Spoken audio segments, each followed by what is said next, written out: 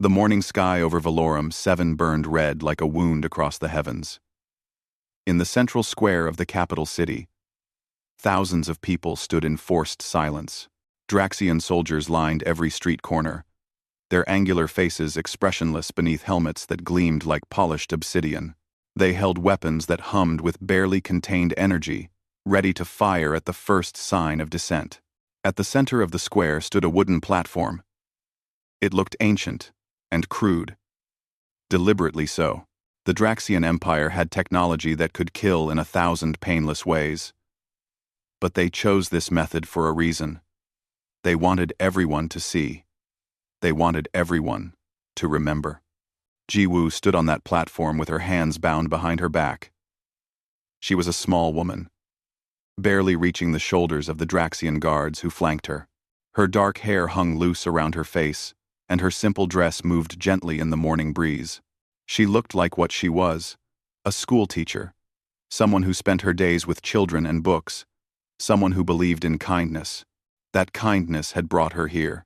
Governor Vex Nor stepped forward, his reptilian features twisted into something resembling satisfaction. He was tall, even for a Draxian, nearly 8 feet of scaled muscle and cold intelligence. His uniform was decorated with medals and honors from 3 decades of colonial administration. He had crushed rebellions, executed traitors, and maintained order on 17 different worlds. To him, this was just another day of work. He held up a digital tablet and began to read in a voice that carried across the silent square. Ji-Woo of Earth has been found guilty of treason against the Draxian Empire. She provided shelter to escaped prisoners from Labor Camp 7. She gave them food, medical supplies, and assistance in evading imperial justice. These actions constitute a direct violation of imperial law and a threat to the security of this colony. Ji-Woo said nothing. She looked out at the crowd and saw faces she knew, students from her school, parents she had met at community gatherings, fellow humans who lived under Draxian rule because they had no choice. Some of them were crying. Most looked down at the ground, too afraid to meet her eyes. She understood. Fear was a reasonable response to the Empire. The Draxians had conquered half the galaxy through superior technology and ruthless efficiency. Humanity had been absorbed into their empire 40 years ago, after a brief war that ended in devastating defeat. Since then, humans lived as second-class citizens, useful for labor and resources, but never truly trusted, never truly equal. Vex Nor continued reading. The Empire is merciful, but not weak. Those who defy our laws must face consequences. Let this serve as a lesson to all who would consider similar actions. The Empire's justice is absolute. He nodded to the executioner, another Draxian soldier who stood beside the gallows. The soldier placed the noose around Ji-Woo's neck with mechanical precision. The rope was rough against her skin. She could feel her heart beating fast, her body's natural response to the certainty of death. But her mind was calm. She had made her choices. She had saved 6 people from a life of slavery and torture in that labor camp. 6 souls, who were now safely hidden among the refugee networks that operated in the shadows of imperial control. It was worth it. The executioner stepped back.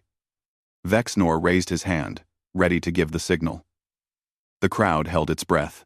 Wait, Ji-Woo said softly. Vex Nor paused, surprised. Most prisoners begged at this point. They pleaded for mercy, offered information, broke down in tears. He was curious what this small human woman might say. Do you have final words? He asked, his translator rendering his sibilant language into flat, emotionless Korean. Ji-Woo looked directly at him. Her voice was steady and clear. He will come, for you all. Vex Nor laughed. It was a harsh, barking sound. The other Draxian soldiers joined in. The crowd shifted uncomfortably, confused by her words. Who will come? Vex Nor asked, still amused. Your human government? They bow to us. They send us tribute and beg us not to tighten our grip. Your military? They hide behind their borders and pray we don't notice them. Who exactly do you think will avenge you? Ji-Woo smiled. It was a sad smile, but there was something else in it too. Knowledge. Certainty. My husband. The laughter died away. Vex Nor's expression shifted to annoyance. Your husband is irrelevant. All humans are irrelevant. We are the Draxian Empire. We have ruled this galaxy for 300 years. We have crushed species far more powerful than yours. One human means nothing. You're right, Jiwoo said. One human means nothing. But you didn't kill one human. You killed his wife. There's a difference. Vex Nor had heard enough. He brought his hand down sharply. The executioner pulled the lever. The platform dropped away beneath Jiwoo's feet. It was over quickly. The crowd was forced to watch for 10 minutes, as Imperial protocol demanded. Then they were dismissed. Sent back to their homes and jobs, with the image of that hanging body burned into their memories. That was the point. That was always the point. The footage was broadcast across 17 star systems. Standard Imperial procedure for public executions. Let everyone see what happens to those who defy the Empire. Let them understand that resistance is futile. On a military ship 300 light-years away, in the darkness of deep space, a message finally reached its destination. Communications had been locked down for weeks during the Outer Rim campaign. No incoming transmissions were allowed during combat operations. But now the fighting was done, and the communication channels opened again. General Tae-hyun sat in his private quarters reviewing battle reports when his personal terminal chimed. He almost ignored it. He was exhausted from months of continuous warfare against the pirate fleets that plagued the frontier. All he wanted was sleep, but something made him open the message. It was from Earth Command. Official correspondence. He expected orders for his next assignment, maybe a commendation for the successful campaign. Instead, he saw 3 words in the subject line. His blood turned to ice. He opened the message. Read the words. Saw the attached images. The square. The platform. The noose. Jiwoo's face in those final moments. Calm and brave even as death reached for her.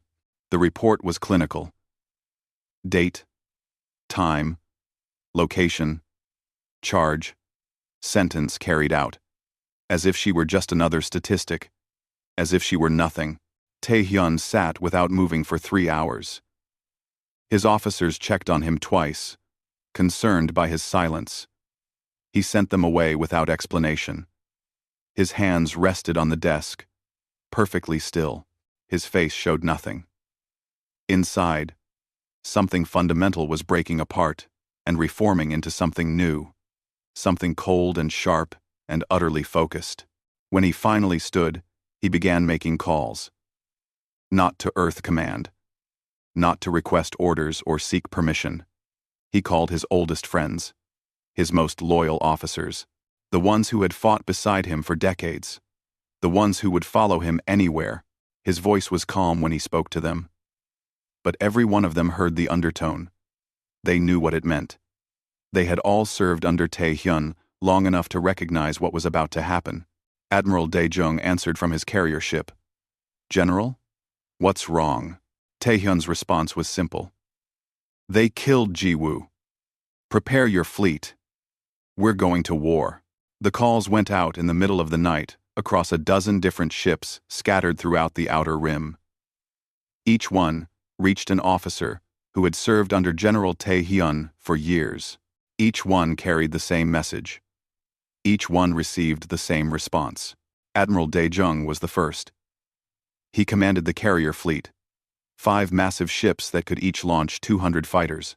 He had known Tae-hyun since the academy, back when they were both young soldiers who believed they could change the galaxy.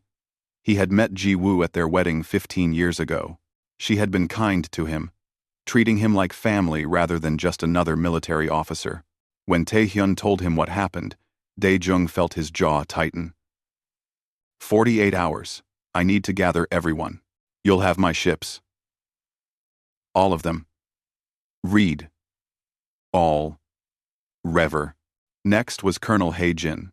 She ran the Special Operations Division, the soldiers who did the jobs that officially never happened.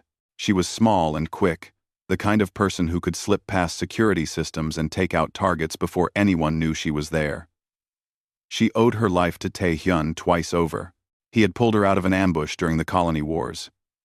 He had stood by her when command tried to blame her for a mission gone wrong. "Sir, I'm sorry," she said when he told her about Jiwoo. She had met her once. At a military function, Jiwoo had talked to her about teaching, about how children learned, about hope for the future. Hee-jin had never forgotten that conversation. "I need your soldiers," Tae-hyun said.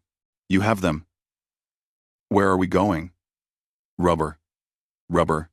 "Where are we going?" Velorumku. "To kill everyone responsible." There was a pause. "Earth Command won't approve this." "I don't care." "Good. Neither do I." Commander Yoon-sik commanded the Stealth Destroyer Squadron. His ships were experimental vessels that could disappear from sensors and strike without warning. He was a quiet man, who rarely spoke, unless necessary. When Tae-hyun's call reached him, he listened in silence to the explanation. "The Draxians will call this an act of war," Yoon-sik said finally. "It is an act of war. Earth will try to stop you. Let them try." Yoon-sik nodded, even though Tae-hyun could not see him through the audio-only connection. "My ships are yours. When do we leave?" "Soon. Very soon." The calls continued. Captains, commanders, officers at every level of the fleet. Tae-hyun did not order them to follow him. He simply told them what he was doing and asked who would stand with him. Every single one said yes. Not because they feared him, but because they respected him. Because they had seen him lead men and women into impossible situations and bring them home alive. Because they knew that if someone hurt one of their families, he would do the same for them. Within 36 hours, an armada began to form. 17 warships broke formation from their assigned positions and began moving toward a rendezvous point that Tae-hyun had designated. 4 carrier groups changed course without authorization. 8,000 soldiers prepared for deployment, without knowing their destination, only that their general had called them. It was the largest unauthorized military movement in human history. Earth Command noticed almost immediately. Emergency meetings were called. The Secretary of Defense tried to contact Tae-hyun directly. The call was ignored. They tried again. Still nothing. Finally, they sent an official order through military channels. "Stand down. Return to your assigned positions. Await further instructions." Tae-hyun received the order in his ready room. He read it carefully. Then he deleted it. He composed his own message instead. It was addressed to Earth Command, to the government leaders who had spent 40 years carefully avoiding conflict with the Draxian Empire. The ones who had accepted subjugation in exchange for survival. The ones who believed that keeping their heads down was the only way to protect humanity. The message was short. "They killed my wife for showing kindness to refugees. They hanged her in a public square and broadcast it across the galaxy as a warning. They believe we will accept this. They believe we will bow our heads and remember our place. They believe humanity is weak, broken, and too afraid to respond. I am going to teach them the cost of that mistake. I am going to Valorum 7 with every ship and soldier who will follow me. We will take that planet. We will punish everyone responsible, and we will send a message of our own. Humanity is done accepting injustice. Anyone who wants to stop me is welcome to try." He sent it not just to Earth Command, but to every military channel, every news network, every communication hub in human space. Within an hour, the message had spread to every colony world, every station, every ship. People gathered in public spaces to watch it. Some cheered. Some wept. Some were terrified of what it meant. The government was furious. They sent more orders. They threatened courts-martial. They warned that this action would bring Draxian retaliation against Earth itself. They reminded Tae-hyun that he was risking not just his own life, but the safety of billions of humans across dozens of worlds. Tae-hyun sent one more message in response. This one was even shorter. I don't care. The fleet assembled at the rendezvous point, an empty section of space far from any colony or station. 17 warships. Massive vessels bristling with weapons. 4 carrier groups, ready to launch fighters by the hundreds. Support ships carrying supplies and ammunition. Troop transports filled with soldiers who had painted Ji-woo's name on their armor. Tae-hyun stood on the bridge of his flagship, the Indomitable, and looked at the display showing his assembled forces. It was not the largest fleet humanity had ever gathered. It was not the most powerful, but it was entirely focused on a single purpose. Dae-jung's face appeared on the communication screen. All ships report ready, General. We await your orders. Tae-hyun nodded slowly.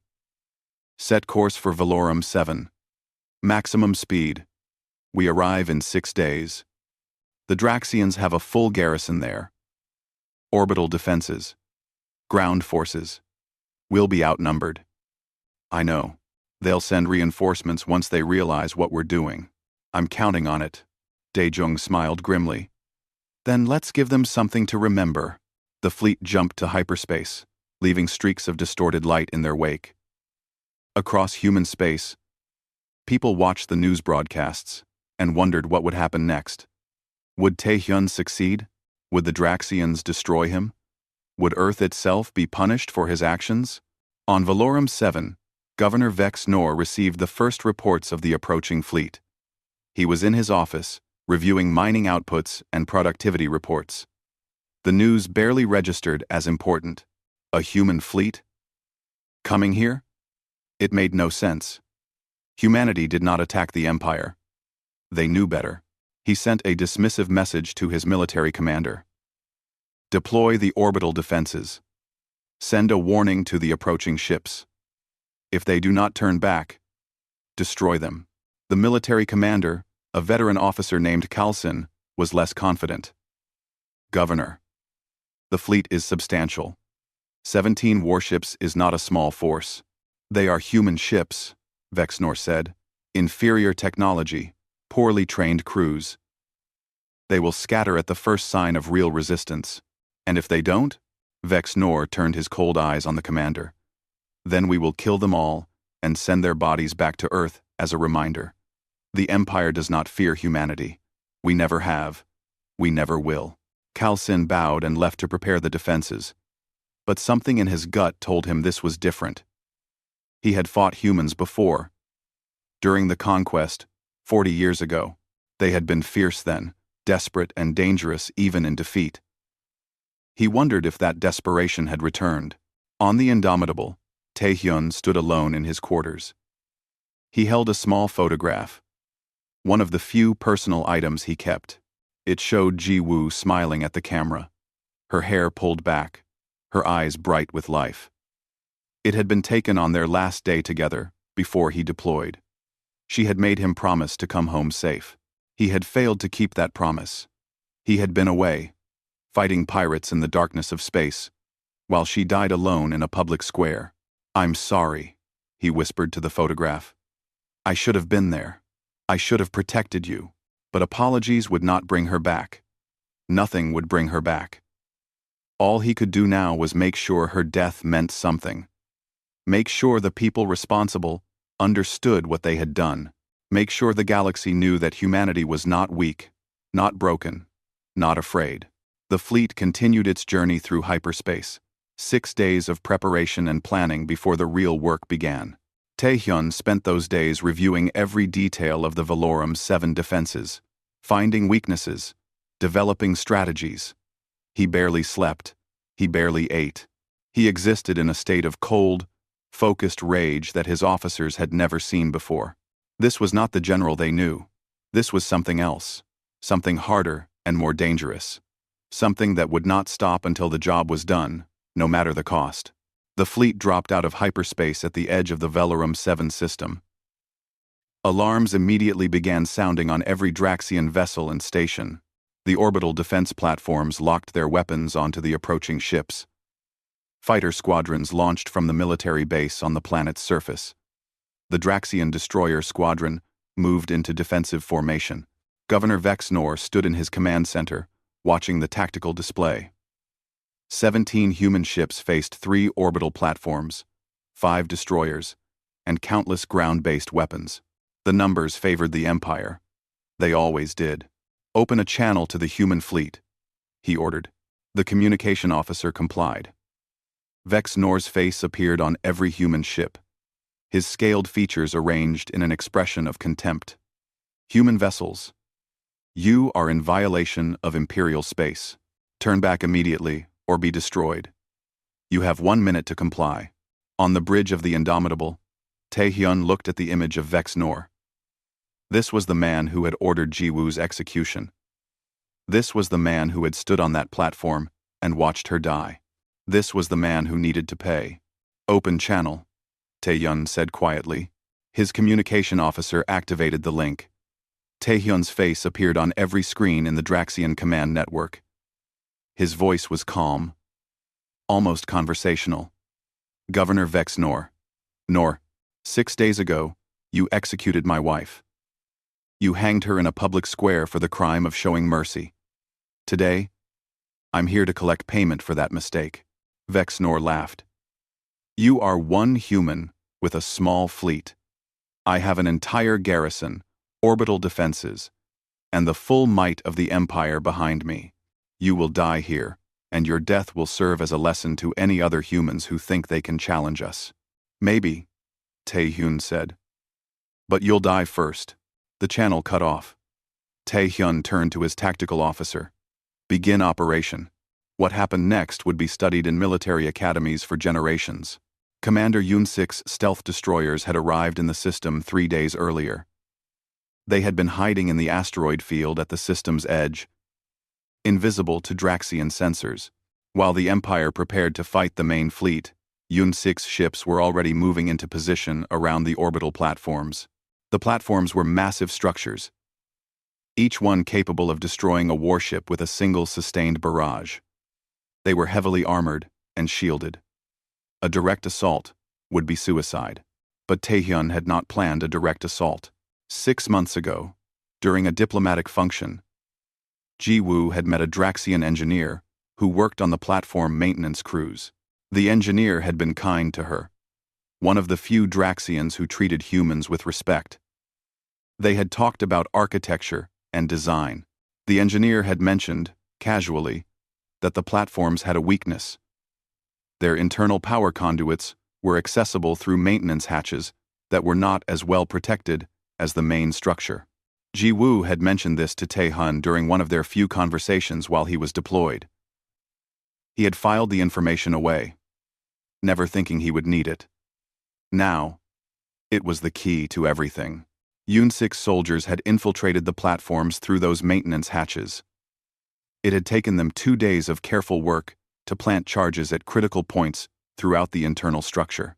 Now they activated those charges simultaneously. The 3 orbital platforms exploded from within. Massive fireballs erupted across the orbital space around Valorum 7. Debris rained down onto the planet below, striking military installations and causing chaos.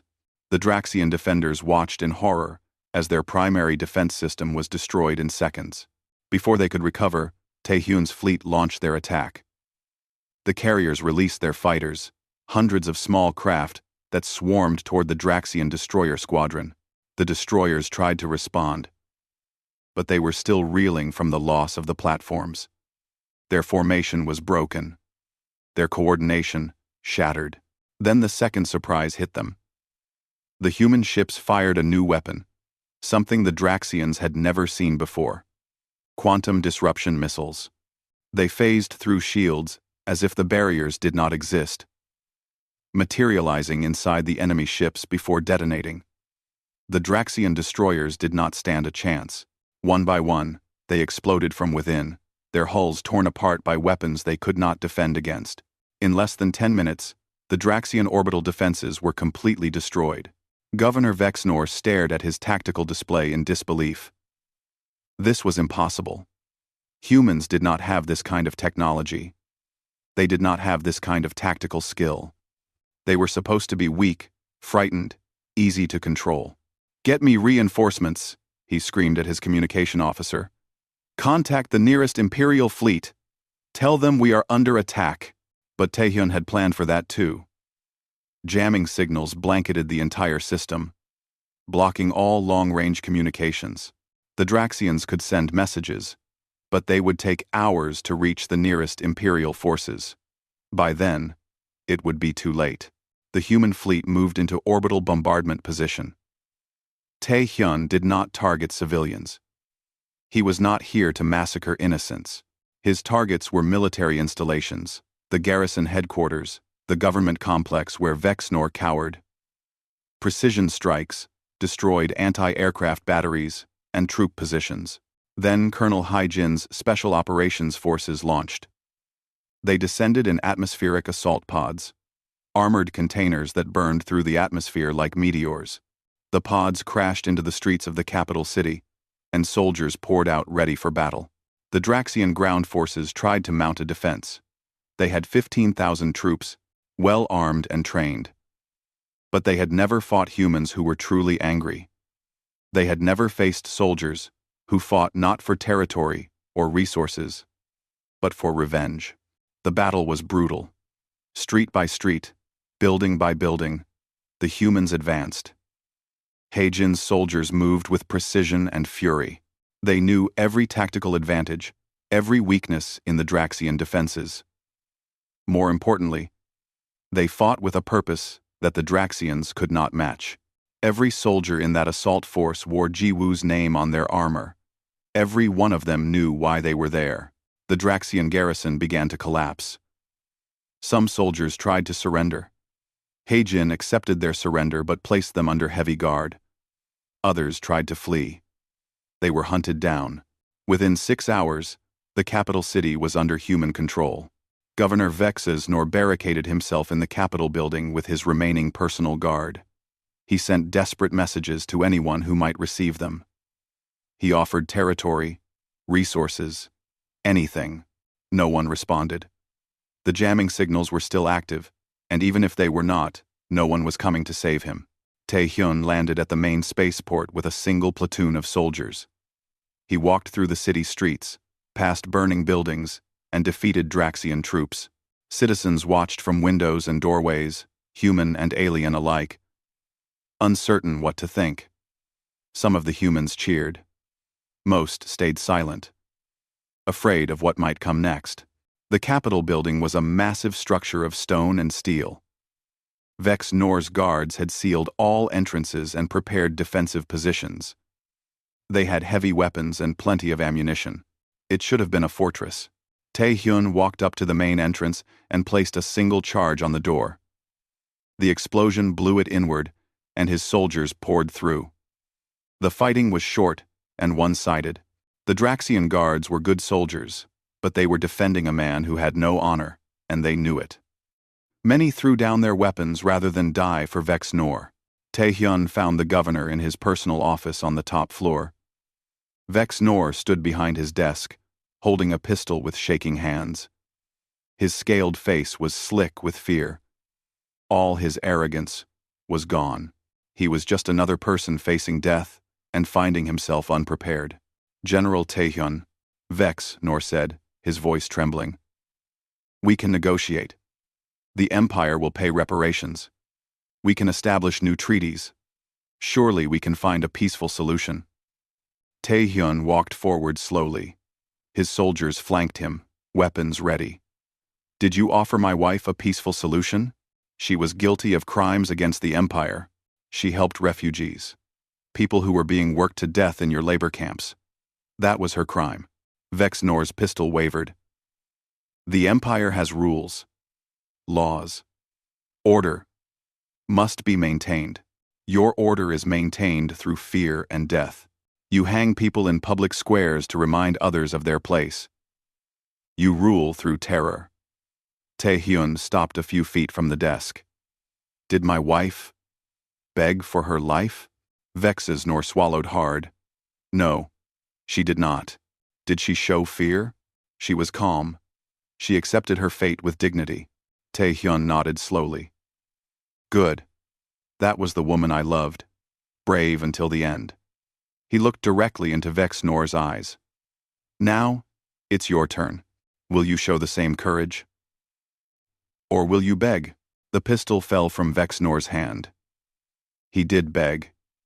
He pleaded for mercy, for his life, for another chance. He offered information about the Empire. He promised to help humanity. He said anything he could think of that might save him. Tae-hyun listened in silence. When Vexnor finally ran out of words, Tae-hyun spoke quietly. My wife would have shown you mercy. She believed in forgiveness and second chances. She saw the good in people, even when they did not deserve it. He drew his sidearm. I am not my wife. The shot echoed through the empty building. Tae-hyun had the entire execution recorded and broadcast on the same channels the Draxians had used for Ji-woo's death. Let them see what happened to those who hurt humanity. Let them understand the cost. The broadcast reached the Draxian homeworld 12 hours after Vexnor's execution.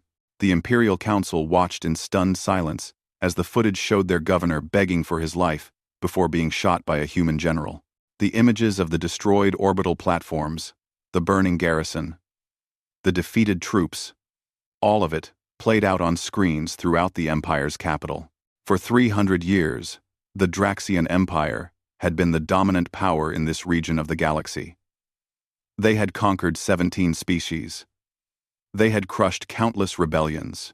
No subjugated race had ever struck back with such devastating effect.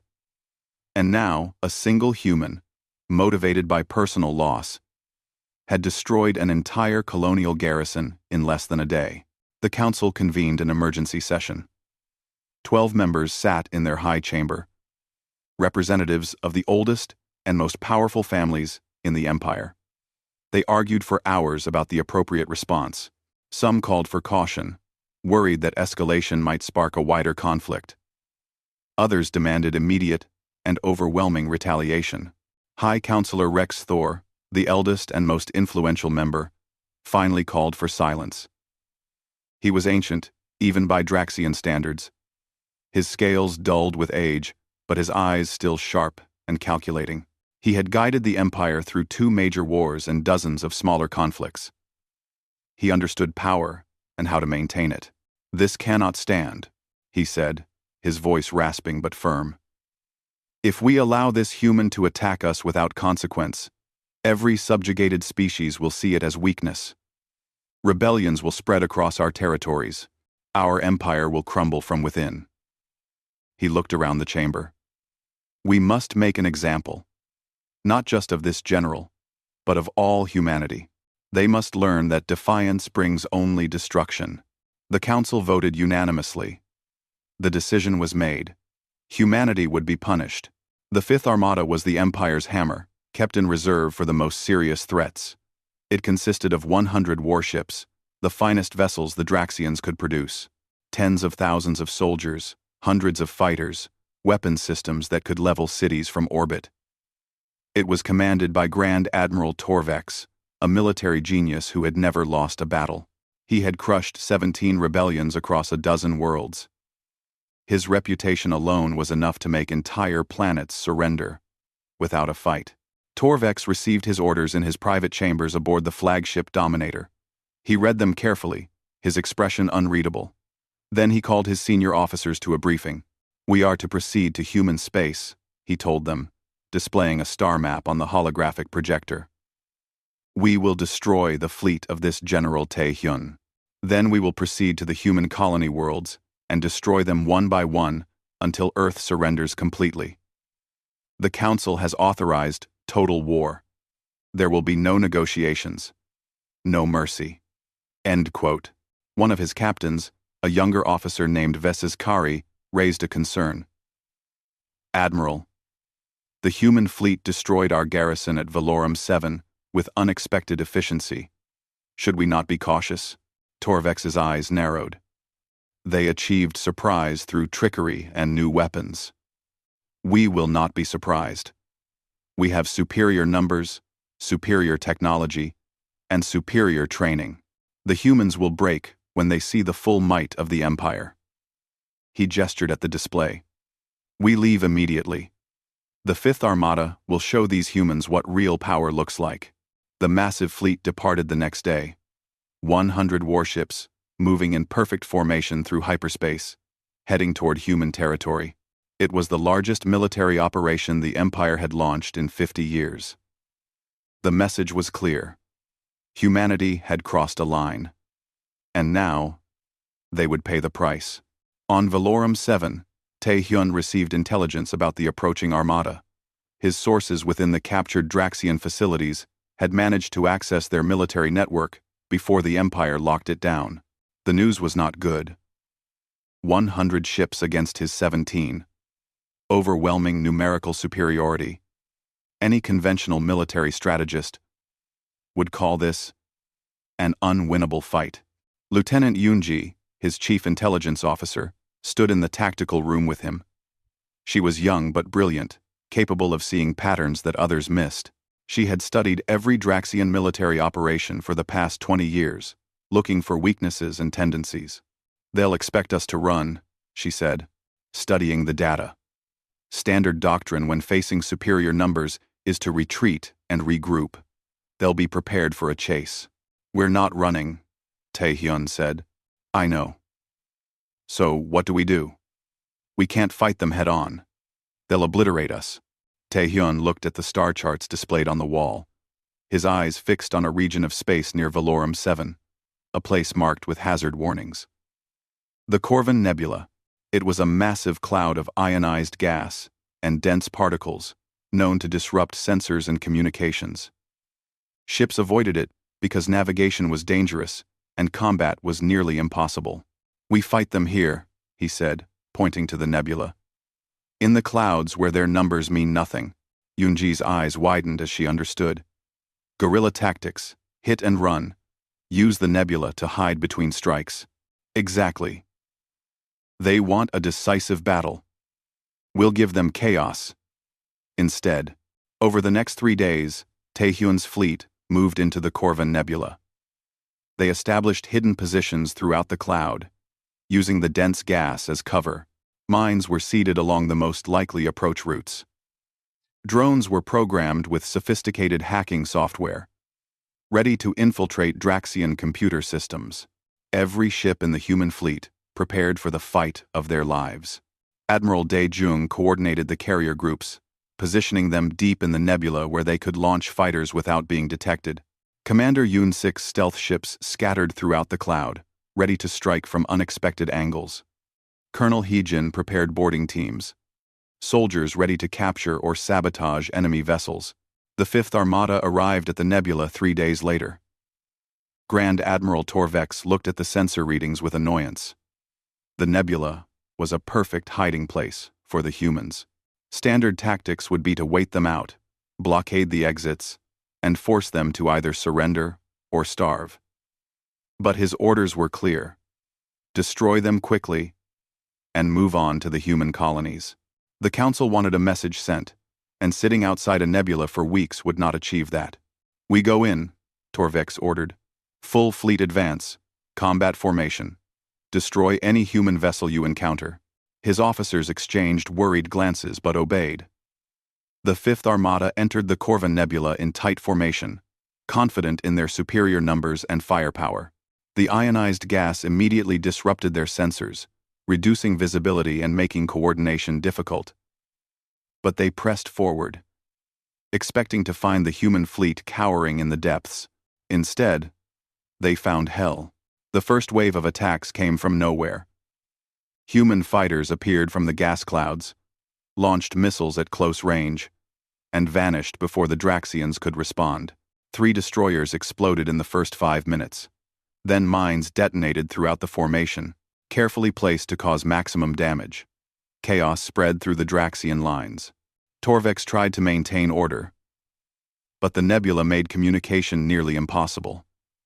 Ships lost contact with each other. Squadrons became separated.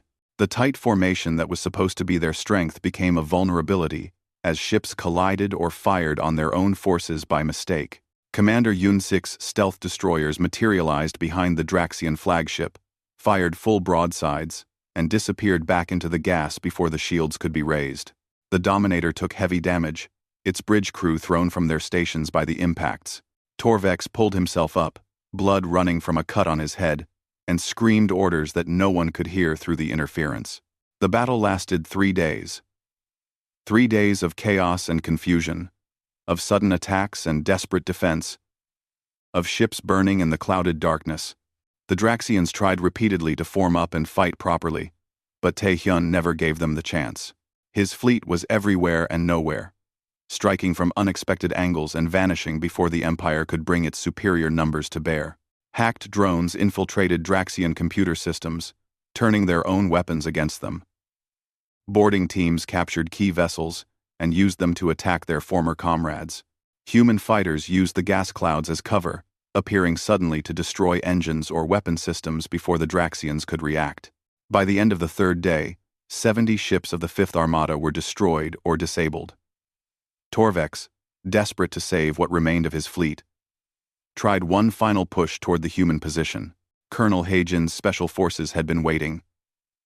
They boarded the damaged Dominator through a breached hull section and fought their way to the bridge.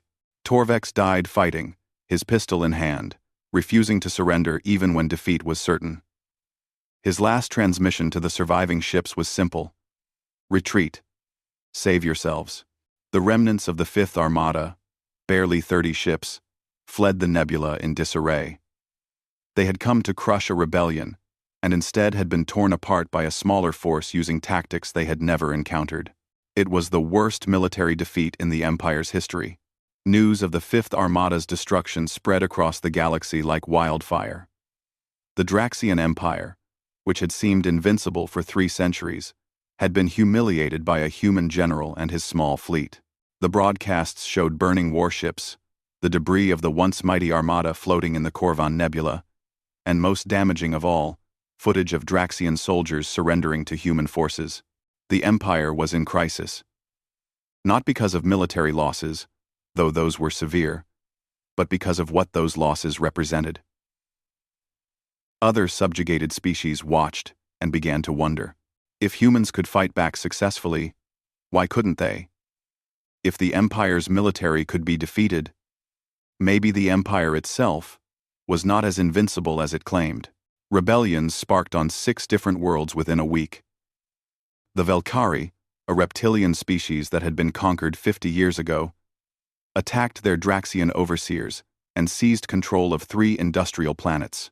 The Mothrin, peaceful traders who had submitted to avoid bloodshed, suddenly began sabotaging Imperial supply lines. Even species that had been incorporated into the Empire centuries ago started questioning their loyalty.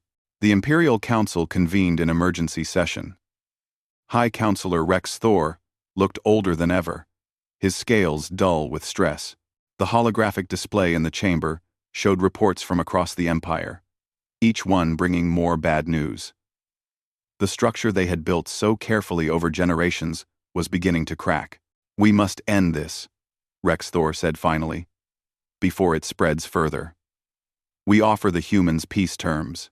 They withdraw from Valorum 7, return any captured territory, and we agree to no further retaliation. We cannot afford a prolonged conflict while rebellions spread." The other counselors agreed reluctantly. Pride demanded they continue fighting, but pragmatism required they stop the bleeding. They composed a formal offer and transmitted it to Earth Command, carefully avoiding any direct communication with General Taehyun himself. They would not dignify his rebellion by negotiating with him directly. Earth Command received the offer with relief bordering on joy. They had been terrified of Draxian retaliation for weeks. The government had prepared evacuation plans, assuming the Empire would strike at Earth itself. Now, miraculously, they were being offered peace. They immediately ordered Taehyun to accept the terms and stand down. The transmission reached the Indomitable while Taehyun stood in his private quarters, staring at Jiwoo's photograph. He read the orders carefully. Earth wanted peace. Earth wanted him to stop. Earth wanted him to accept that killing Vex Nor and destroying the 5th Armada was enough. It was not enough. He recorded a response and broadcast it on every channel, military and civilian, human and alien. His face appeared on screens across the galaxy. When he spoke, his voice was calm, but carried absolute conviction. I have received Earth's order to stand down. I am refusing that order. The Draxian Empire killed my wife for showing mercy to refugees. They hanged her in public as a warning to others. They believed humanity would accept this injustice because we have always accepted it before. They were wrong. He paused, letting the words sink in. The Empire offers peace now, because they are afraid. They see rebellions spreading. They see their power crumbling. They want to stop fighting so they can consolidate control. He leaned forward slightly, his eyes intense. I am sending a message to the Draxian homeworld. You took my wife. You took my peace. You took the only person in this galaxy I cared about. Now I am going to take your empire apart piece by piece. I will attack your colonies. I will free your slaves. I will arm every species you have subjugated and teach them how to fight. I will not stop until you understand what you have done. The broadcast continued. To the Draxians, I say this. Surrender is not available. Mercy is not available. You wanted to teach humanity a lesson about our place in your empire. Congratulations. We have learned. Now you will learn what happens when you push humans too far. The transmission ended. Across human space, reactions were mixed. Some people celebrated, seeing Tae-hyun as a hero, standing up to oppression. Others were terrified, convinced he would bring destruction down on Earth itself. The government was in chaos, unsure how to respond to a general who had essentially declared independence. Then, something unexpected happened. Military officers across the human fleet began making their own decisions. Captains, commanders, soldiers at every level started refusing orders to arrest Tae-hyun or stop his campaign. Crews on Earth's home defense fleet held meetings and voted to support the general instead of the government. Transport ships began carrying supplies to his forces without authorization. Admiral Dae-jung received a communication from 3 other admirals, asking to join the fight. We have families too, one of them said. We have people we love. If the Empire can kill your wife without consequence, they can kill any of us. We stand with General Tae-hyun. Within 2 weeks, half the human military had effectively mutinied. Not violently, not with weapons raised against their own government, but simply by choosing to follow Tae-hyun instead of Earth Command. Officers who had spent years following orders now decided some things were more important than the chain of command. Earth's government faced an impossible choice. They could try to force the military to stand down, potentially triggering a civil war. Or they could accept what was happening and try to maintain some control over the situation. They chose the latter, granting Tae-hyun emergency war powers and effectively making his campaign official. The announcement was carefully worded. In light of Draxian aggression and the threat to human colonies, General Tae-hyun has been authorized to take all necessary military action to protect humanity's interests. It was a face-saving measure, pretending the government had been in control all along, but everyone knew the truth. Tae-hyun had forced their hand, with Earth's reluctant blessing and half the human military at his command. Tae-hyun prepared for the next phase. His fleet, now grown to 40 warships with more joining every day, began targeting Draxian strongholds. Not the homeworld, not yet. That would come later. First, he would dismantle their control over subjugated species. The Valkyrie received human weapons and training. The Mothrin got intelligence about Draxian supply routes and weak points. Other species, encouraged by humanity's success, began their own rebellions. Tae-hyun coordinated with them all, providing support and strategic guidance. He was not trying to build a human empire. He was trying to destroy the Draxian one. The Empire fought back desperately. They sent fleets to retake rebellious worlds. They executed resistance leaders. They tried to maintain control through fear and force, the same methods that had worked for 3 centuries. But something had changed. The subjugated species were no longer afraid. They had seen that the Empire could bleed. They had seen that resistance was possible. 6 months after Jiwu's death, the Draxian Empire controlled half the territory it once did. Rebellions burned across dozens of worlds. Their military was stretched thin, fighting on multiple fronts simultaneously. The economy was collapsing, as trade routes were disrupted and resource production declined. The council met constantly, arguing about how to stop the bleeding, but they had no answers. Taehyun stood on the bridge of the Indomitable, looking at the tactical display showing the current state of the galaxy. Red markers indicated Draxian-controlled space, shrinking daily. Blue markers showed human forces. Green markers showed allied species, former subjects of the Empire, now fighting for their freedom. The map was changing, and would continue to change. He held Jiwu's photograph in his hand, as he did every evening. "I'm sorry I couldn't save you," he whispered. "But I can make sure your death meant something. I can make sure no one else suffers the way you did." Admiral Daejung entered the bridge. "General, we have reports from the Valkyrie front. They've successfully liberated 3 more systems. They're asking for additional support to push toward the Draxian core territories. Provide it. Weapons, ships, whatever they need. Sir, some of the other admirals are asking about our ultimate objective. How far do we push this?" Taehyun looked at the star map again. At the center, marked in bright red, was the Draxian homeworld. "We push until they surrender unconditionally, until they agree to free every species they have subjugated, until they agree to disarm and submit to galactic oversight, until they understand that conquest and oppression will not be tolerated anymore. And if they refuse, then we keep fighting, however long it takes." Daejung nodded slowly. "The crews are with you, General.